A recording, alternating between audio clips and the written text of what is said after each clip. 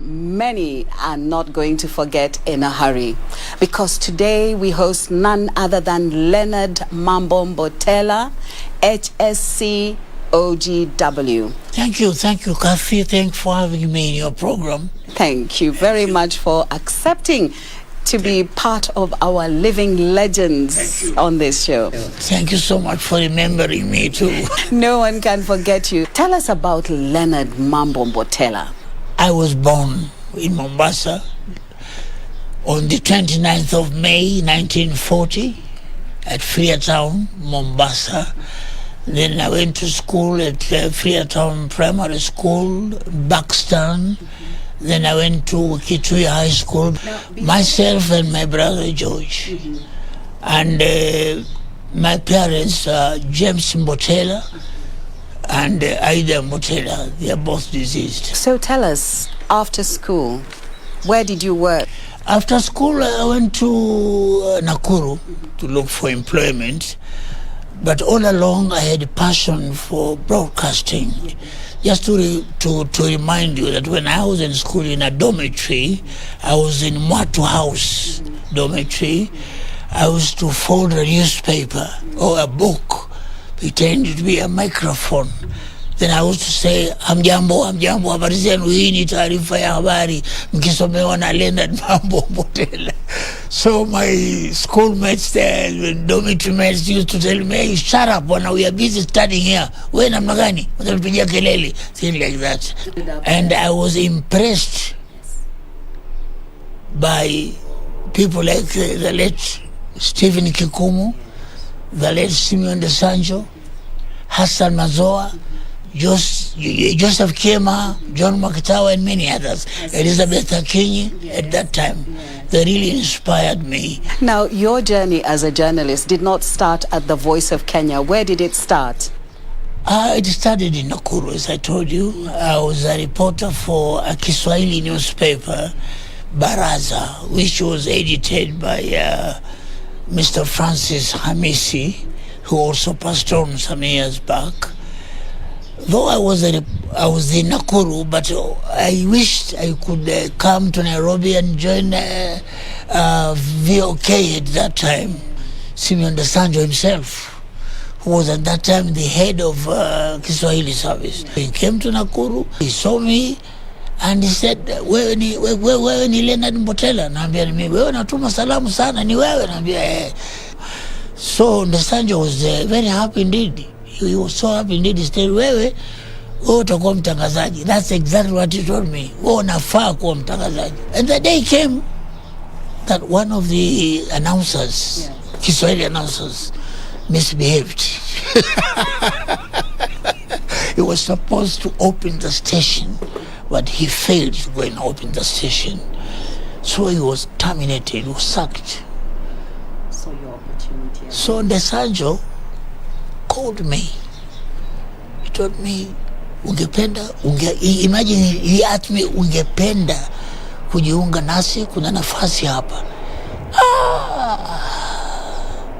I said, God is good, God is great. I said, yes, ningependa. You had a program on radio that was so powerful. Which one was this? That it impacted and influenced the fabric, the social fabric of the nation. Who? Nyumbwana. Yes, that's very good. That's very good. It was way back in 1966 when I had finished my continuity duty. It was on a Saturday. So my friends came and told me, why can't we just go somewhere and have something to drink? We'll have some lunch kidogo. And then we start our weekend that way. I said, oh, sure, that's a very good idea. So we decided to go to Pan-Afric Hotel. So you know, when you go to such a place, you have to wait for a waiter to come and ask you what you want to have, to serve you.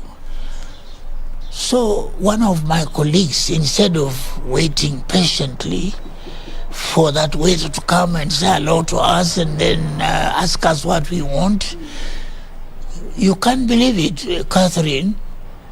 He started by banging the table and shouting, "Oi, oi,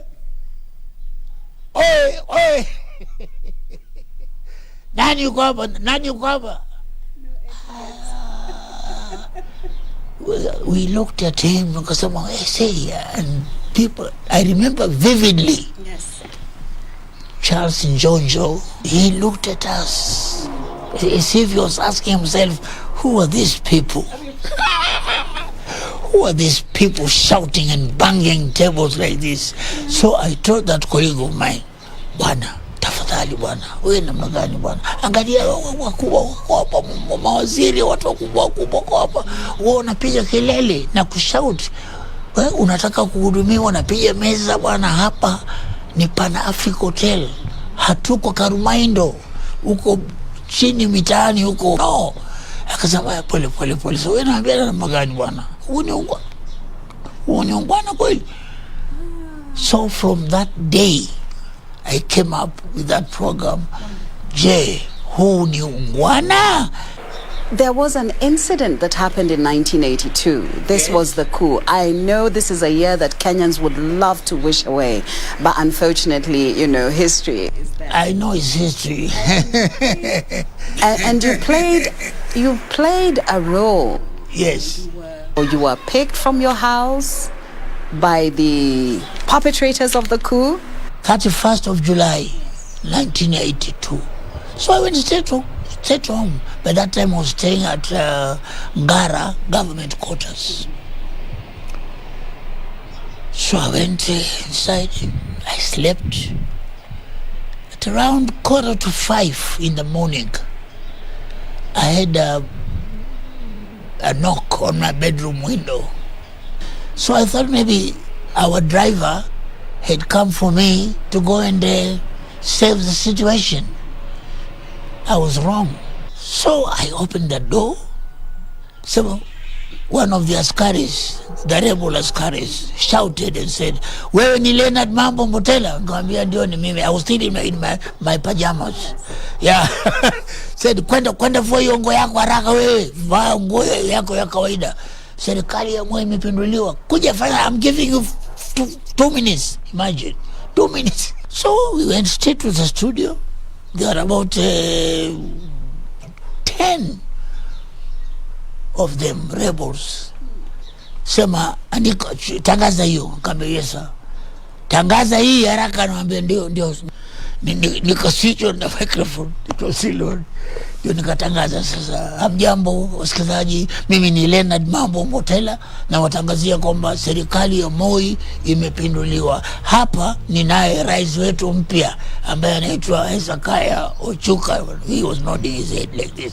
Hezekiah Ochuka, na nyote mkae nyumbani, polisi wote wakae nyumbani, mahabusu wafunguliwe mpaka mtakapotangaziwa baadaye. A rebel soldier, one of the Ochuka's soldiers, came in the studio and she shouted, my colleagues, we are being attacked by the loyal forces. We are being attacked by the loyal forces. They all left that studio, including my new president, including the new president. He left the studio running out of the studio.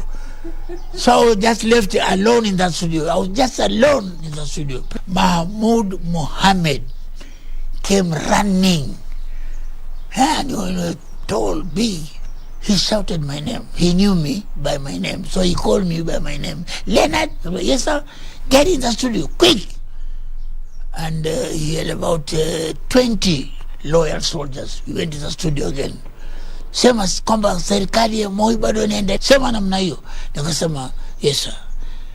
Hamjambo tena wasikilizaji popote mlipo. Mimi ni Leonard Mambo Mbotela, yule aliyewaambia kwamba serikali ya Moi imepinduliwa tena. Ni mimi tena nimerudi kuambia kwamba serikali ya Moi bado inaendelea. Na hapa ninaye General Mahmoud Mohammed ambaye amekuja hapa na kikosi chake, tumeokoa serikali. Kwa hivyo msio na wasiwasi, kaeni nyumbani mpaka mtakapotangaziwa baadaye. It has been a great privilege to sit with our veteran broadcaster Leonard Mambo Mbotela. You have walked with him through his journey in broadcasting starting in 1964 and of course retired in 1997, but he is not retired. He still is going strong, and I'm sure we need his mentorship, we need his guidance. Thank you so much for watching The Living Legends. I am Catherine Kasavuli. More news to follow shortly.